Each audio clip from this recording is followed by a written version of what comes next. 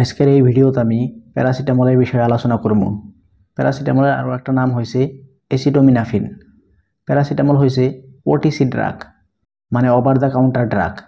Paracetamol নেওয়ার জন্য ডক্টরের প্রেসক্রিপশনের কোনো দরকার নাই। ডক্টরের প্রেসক্রিপশন ছাড়াই প্যারাসিটামল নেওয়া পারো। প্যারাসিটামল মেনলি দুই ধরনের কাম করে, একটা হয়েছে অ্যান্টিপাইরেটিক আর একটা হয়েছে অ্যানালজেসিক। অ্যান্টিপাইরেটিক হয়েছে ওই মেডিসিন যে মেডিসিনে জ্বর বা ফিভার কম করে, আর অ্যানালজেসিক হয়েছে ওই মেডিসিন যে মেডিসিনে শরীরের বিষ বা বডি পেন কম করে।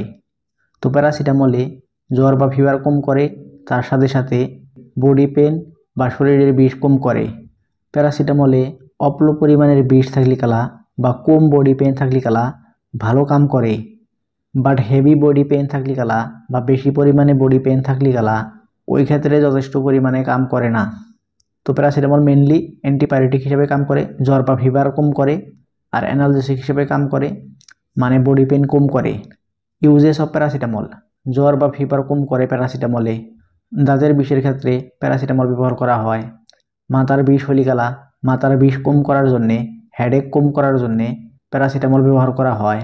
ব্যাক পেন বা পিঠে ব্যথা হলে প্যারাসিটামল ব্যবহার করা হয়। বডি টেম্পারেচার বৃদ্ধি হলে গেলা প্যারাসিটামল খাওয়ার ফলে বডি টেম্পারেচার নর্মালে আসে। প্যারাসিটামলের কাম করার মেকানিজম কি? প্যারাসিটামলে মেনলি দুই ধরনের কাম করে। আঙ্গুর ব্রেনে হাইপোথ্যালামাস আছে, এই হাইপোথ্যালামাসে আঙ্গুর বডি টেম্পারেচারটা নিয়ন্ত্রণ করে। তো যে টাইমে জ্বর হয় বডি টেম্পারেচারটা বাড়ে, ফলে আমরা জ্বর অনুভব করি। তো এই প্যারাসিটামল খাওয়ার পরে এই প্যারাসিটামলে হাইপোথ্যালামাসের উপরে কাম করে, তার ফলে হাইপোথ্যালামাসে বডি টেম্পারেচারটা রিডিউস করে নর্মালে নিয়ে আসে, ফলে জ্বর কম হয়। তারপরে যে টাইমে আমরা কোনো জায়গায় আঘাত পাই বা ইনজুরি হয়, ওই টাইমে আঙ্গুর বডির প্রোস্টাগ্ল্যান্ডিন রিলিজ হয়। এই প্রোস্টাগ্ল্যান্ডিন রিলিজ হওয়ার ফলে আমরা যে জায়গায় আঘাত পাইছি বা ইনজুরি হয়েছে ওই জায়গার পেন বা বিষের অনুভূতির সিগন্যাল এই প্রোস্টাগ্ল্যান্ডিনে আঙ্গুর ব্রেনে দেয়, ফলে আমরা পেন বা বিষ অনুভব করি। তো যে টাইমে প্যারাসিটামল খাওয়া হয়, প্যারাসিটামল খাওয়ার পরে এই প্রোস্টাগ্ল্যান্ডিন রিলিজ হওয়াটা বন্ধ হয়, ফলে এই পেন বা বিষের সিগন্যাল ব্রেনে যায় না, আর আমরা পেন বা বিষ অনুভব করি না। Doses of paracetamol: adult dose 500 mg দিনে 3 বার, মানে সকালে 500 mg, দুপুরে 500 mg, বিকালে 500 mg, এইভাবে দিনে 3 বার দেওয়া যায়।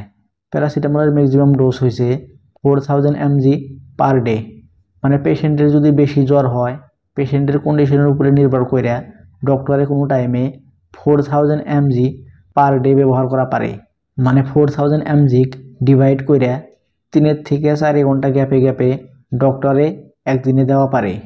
Child dose 10 to 15 mg per KG হিসাবে দিনে 3 বার।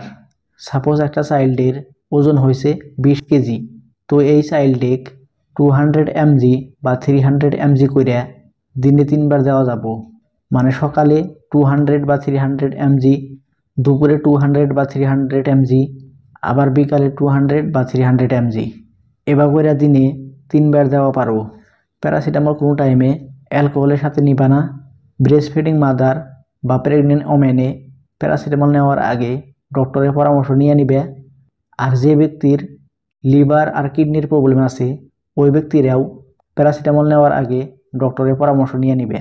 সাইড ইফেক্টস অফ প্যারাসিটামল: প্যারাসিটামলের অত একটা সাইড ইফেক্ট নাই, তারপরেও প্যারাসিটামলের ওভারডোজ হওয়ার পরে নজিয়া, ভমিটিং, পায়খানা টাইট বা কনস্টিপেশন আদি হওয়া পারে। তো আজকের ভিডিও এই জায়গাতেই শেষ করতেছি। ভিডিওটা ভালো লাগলে লাইক দাও আর চ্যানেলটা সাবস্ক্রাইব করো। ভাই।